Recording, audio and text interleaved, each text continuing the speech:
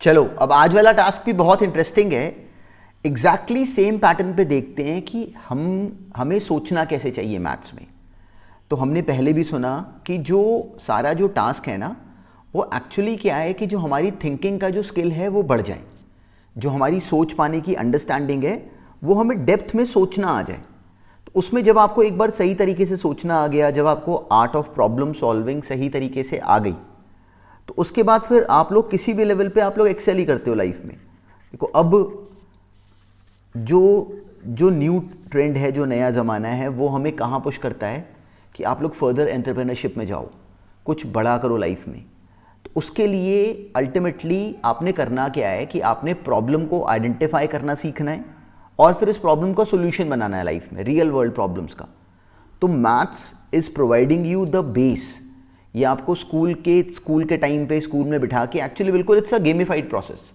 तो हमने जैसे बिल्कुल हम लोग बुक्स की क्रंचिंग करते रहते हैं ना, वो राइट रूट नहीं है, मैंने कई बार बोला है। हमें क्या आना चाहिए कि मेरे सामने कोई भी प्रॉब्लम आए, मुझे 10 बुक्स नहीं करनी, मुझे एक ही बुक से समझ जाना है कि हमेशा मुझे कैसे सोचना है। तो आज उसी का चैलेंज है। तो मैं कुछ क्वेश्चंस अभी डालूंगा, तो और क्वेश्चन को डिस्कस करवाने से पहले आई वुड बी स्पेसिफाइंग कि this question is related to which class. तो 8th क्लास का जो क्वेश्चन होगा वो 8th क्लास के बच्चे के लिए तो वैलिड है, लेकिन 9th 10th 11th 12th या भी आप लोग और भी अगर बड़ी एज में हो तो it is a valid question, it is a challenge. Spend time on it. तो क्वेश्चन आएगा, पहले उस पर टाइम स्पेंड करो, उसके बाद फिर उसके सोल्यूशन पे जाना। पर लेकिन आपसे हो सकता होगा एग्जैक्टली 8th क्लास, जैसे 8th का क्वेश्चन अगर आएगा तो 8th के लॉजिक के ऊपर बेस्ड होगा, तो then it's a very interesting challenge. अब 8th का मैथ्स तो हमें लगता है कि 8th का तो मैथ्स हमें आता ही है, जो कि आना भी चाहिए। तो उसको सही तरीके से समझना, उसमें जो हमें सिखाया गया उसको राइट तरीके से यूज़ कर पाना is actually the main skill. जब हमें ऐसे आता है मैथ्स, फिर हम किसी भी लेवल पे क्रॉस कर लेते हैं काम। तो जो आज के जो क्वेश्चंस हैं वो सिंगापुर मैथमेटिक्स ओलंपियाड में 2013 में आए थे। इसमें दो लेवल होते हैं, one is the junior level जो कि क्लास 8 तक डील करता है, और उसके बाद सीनियर लेवल होता है।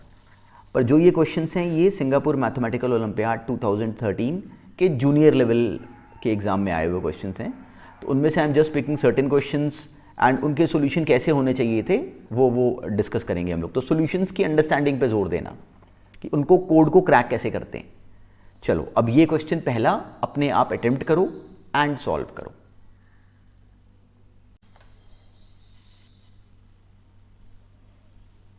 सो now this is the first question that we have to discuss. अब इसकी टर्म को नोटिस करो कि हमें एग्जैक्टली दिया क्या। अब देखो, एक बच्चा अगर सोचे कि मैं directly square root of 2000 find करूं तो वो तो गड़बड़ हो जाती। हमें ये तो क्लियरिटी है कि directly square root of 2000 solve करना या इस क्वेश्चन को डायरेक्टली सॉल्व करने की सोचना तो गलत हो जाता। तो हम करें क्या, अब हम इसको सॉल्व करने का तरीका कैसे बनाएं। तो हमें यहाँ पे कुछ पैटर्न ब्रेक करने की सोचनी थी। यही मेन काम होता है, यही मेन काम है कि हम यहाँ पे पैटर्न को कैसे डिराइव करें, कैसे ब्रेक करें। तो अब हमने एक बात ऑब्जर्व करी कि अगर ये ऊपर वाला स्क्वायर रूट ना होता तो फिर तो बहुत ईजी था। 45 minus square root of 2000 plus 45 plus square root of 2000, ये तो हो जाता, ये तो आंसर आ जाता इसका 90, ये और ये कैंसिल हो जाते। पर ये है स्क्वायर रूट। तो अगर मान लो मैं समझाने के लिए अपने आप को सोचूं कि अगर ये a है और इसको अगर हम सोच लें कि चलो ये b है, तो किसी ने हमें एक तरह से कहा है कि a प्लस बी का आंसर निकालो, question mark, a plus B का आंसर निकालो। अब हमें a स्क्वायर, देखो ये a स्क्वायर बन गया ना, इसका स्क्वायर करा तो ये a स्क्वायर ये बन गया और ये b स्क्वायर। तो a square plus b square हम जानते हैं कि 90 है और a प्लस बी हमसे पूछा गया। तो अब हमें याद आया, हमें स्कूल की बुक में कराया गया फॉर्मूला a प्लस बी का होल स्क्वायर, वो कितना होता था a square plus B square plus 2ab। a square plus B square हम जानते हैं कि it is 90, 2 into a which is square root of 45 minus 2000 का square root into 45 plus square root of 2000। अब हमें विजिबल है कि सिंपली स्क्वायर रूट यहाँ पे दोनों के ऊपर आ जाता और ये बन जाता square root of 45 into 45, simply x minus Y into X plus Y का फॉर्मूला लग गया इन दोनों के बीच में, विच इज़ एक्स स्क्वायर मतलब 45 का square minus square root of 2000 का स्क्वायर विच इज़ सिंपली 2000। तो ये बन गई ये टर्म। अब ये कितना हो गया, 45 स्क्वायर इज़ 2025 माइनस 2000 इज़ 25, तो सिंपली स्क्वायर रूट ऑफ 25 आ गया विच इज़ 5। तो ये 5 लिखा हुआ है। 5 इंटू 2 10, 90 प्लस 10 इज 100। तुम्हारा फाइनल आंसर क्या बना? 100। और इस क्वेश्चन को सॉल्व करने में लॉजिक हमने क्या लगाया? सिंपल, जो हमें 8th क्लास में ये सिंपल सी अलजेब्रिक एक्सप्रेशन सिखाई गई थी, जो कि हम लोगों ने याद भी रखी, हमें अप्लाई करनी भी आती है। अब ऐसे ही इसी तरीके से सोचते हुए ये नेक्स्ट क्वेश्चन सॉल्व करो। अगर ये वाला मान लो रह भी गया तो कोई बात नहीं, नेक्स्ट वाला सॉल्व करो। अब ये करो अटेम्प्ट। अब देखो ये क्वेश्चन भी कंप्लीटली क्लास 8th की अंडरस्टैंडिंग के ऊपर बेस्ड है, मतलब उतनी अंडरस्टैंडिंग से ये सॉल्व हो सकता है। तो अगर 8th 9th 10th या उससे वो बड़ी क्लास में भी अगर हो, तो अगर इसको सॉल्व करने में अगर मान लो चैलेंज अगर आया, तो इस बात को समझना, और इट इज़ वेरी इंपॉर्टेंट, कि जब हम 10th में होते हैं या जब 11th में या 12th में, तो हमें तब लगता है कि हमें बिल्कुल जो हम लोग को उस समय के सिलेबस में करवाया जा रहा है वही हमें ब्लॉक होता है, पर ऐसा नहीं होता। कई बार हमारे ब्लॉकेज की जो जगह होती है वो बहुत छोटी क्लासेस में होती है। तो हमें बिल्कुल बेसिक तरीके से अपने प्रॉब्लम सॉल्विंग स्किल को, जो कि सबसे इंपॉर्टेंट है, उसको एनहांस करना चाहिए। देखो इस एक्चुअली सेंस क्या है कि हमारा लिटरल थिंकिंग स्किल, जुगाड़ लगा पाने की समझ, कि ऐसे भी सोचें, टेढ़े मेढ़े भी सोच पाएँ, वो बढ़ना चाहिए। अब देखो इस क्वेश्चन में मुझे किसी ने ये दिया और ये दे के कहा कि इसको सॉल्व करो, तो मैं डायरेक्टली यहाँ पे मुझे कुछ सिर पैर कोई कनेक्शन समझ नहीं आ रहा। देखो मेरे मन में एक बार आता है कि मैं a प्लस बी को क्रॉस मल्टीप्लाई कर लूँ, 3 को इधर क्रॉस मल्टीप्लाई कर दूँ, पर उससे मुझे कुछ मिल नहीं रहा। तो अगर मिल नहीं रहा तो मैं ऐसा नहीं करूँगा, मुझे कुछ फ़ायदा नहीं हो रहा।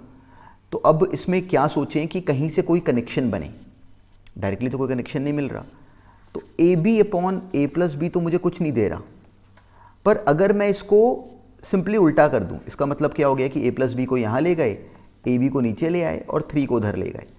तो ये बन गया a plus B upon A B is 3, which means 1 upon A plus 1 upon B is 3। अब मुझे फ़ायदा हो गया।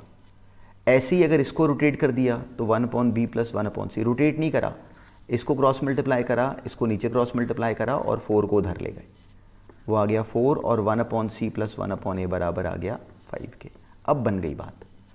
अब अगर मान लो मैं इन तीनों को ऐड कर दूं, तो ये बन जाता 2 times of 1 upon A plus 1 upon B plus 1 upon C, which is 3 plus 4 plus 5 that is 12।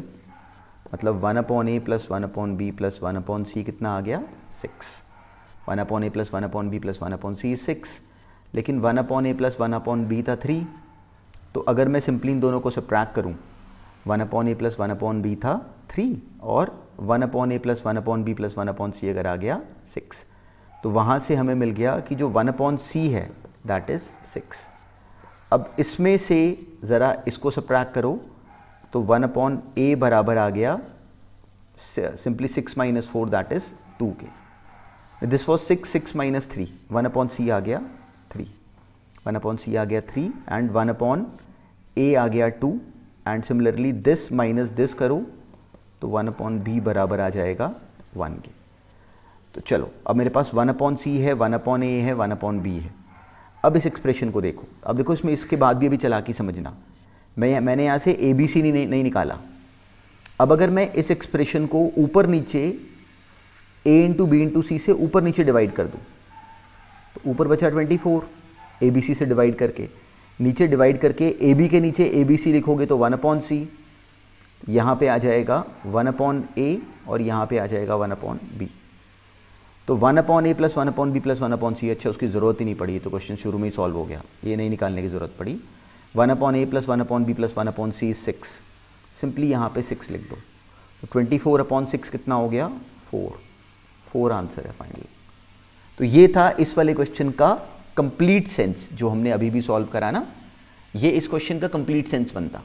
तो इसमें अगर ब्लॉक हुए तो समझो कि इट इज़ अ पजल। जैसे आप लोग गेम खेलते हो, सोचो कि ये गेम है, तो बिल्कुल इसको गेम की तरह करो। अभी कोई आप लोग सिंगापुर मैथमेटिक्स ओलंपियाड देने तो नहीं जा रहे, तो बिल्कुल इसको एज अ गेम सॉल्व करो।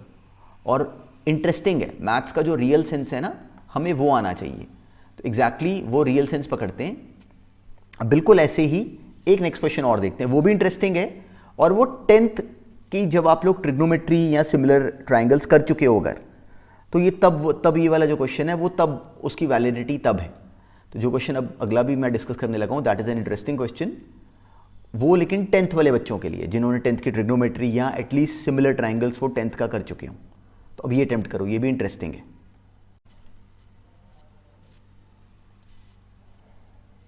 अब देखो हमें इसमें क्या गिवन है और हम कैसे सोचते। हमें किसी ने कहा कि एक स्क्वायर है, चलो बड़ी खुशी की बात है, स्क्वायर है, ये ए है। हमें किसी ने दिया कि जो एक्स वाई है दैट इज 6, एक्स वाई कहाँ पे 6, A X is 8 and A Y is 10। अब क्या हमें क्लियरली समझ में आता है कि 8, 6 और 10 ये तो बनाते हैं सिंपली गोल्डन, ये गोल्डन रेशियो नहीं बन गया सिंपली, ये ट्राइंगल कैसा हो गया, राइट एंगल ट्राइंगल। याद है 3, 4, 5 राइट एंगल ट्राइंगल बनाता है, तो उसी का मल्टीपल है 8, सिंपली 6, 8 और 10, तो ये एंगल कितना हो गया 90 डिग्रीज। तो ये हमें पता है कि एंगल यहाँ पे कितना है बीच में 90 डिग्रीज। ये सिचुएशन है, ये angle is 90 degrees, this is X and this is Y, ये सी, ये डी और ये बी। किसी ने हमसे कहा कि इसका जो एरिया है, स्क्वायर का जो एरिया है वो अगर m/n के फॉर्म में तो m+n निकालो। तो अब हमें ये 8 गिवन है, ये 6 गिवन है और ये 10 गिवन है। तो इस क्वेश्चन में काम ये था कि इसको ब्रेक कैसे करें। एरिया ऑफ स्क्वायर कितना होता है, साइड का स्क्वायर, तो उसका मान लो मैंने नाम रख लिया a। तो अगर ये a है तो इस क्वेश्चन में मेन टास्क है इस a स्क्वायर को सॉल्व करना। तो अब मैं कैसे करूं, तो इसमें कुछ तो अब हम लोग यहाँ पे कहीं पे तो एंटर करना शुरू करेंगे ना। तो मैंने अपनी समझ में क्या करा कि मान लो कि इस एंगल को ले लिया थीटा, कलर चेंज कर लेते हैं, बड़ी देर से ये कलर चला रहे हैं। ये एंगल अगर थीटा है तो ये एंगल कितना हो जाएगा, देखो ये एंगल 90 है तो ये इतना बचेगा 90 माइनस थीटा, और क्योंकि ये 90 है तो ये एंगल हो जाएगा थीटा। तो अब अगर मान लो इतनी लेंथ का नाम समझाने के लिए अगर मैं रख लूँ स्मॉल x और इतनी लेंथ का नाम अगर मान लो मैं रख लूँ स्मॉल y, तो क्या हमें विजिबल है कि जो स्मॉल x है ये स्मॉल x अपॉन ये 8, ये कितना हो गया cos थीटा, और यहाँ पे स्मॉल y अपॉन 6 वो भी है cos थीटा। इसका मतलब ये x अपॉन 8 बराबर होगा y अपॉन 6 के। तो वहाँ से हमें x अपॉन y मिल गया कि that is 8 upon 6। x upon y कितना आ गया, simply 8 upon 6 which is 4 upon 3। तो x अपॉन y की हमारे पास वैल्यू आ गई। उसका क्या काम होगा वो बाद में देखेंगे।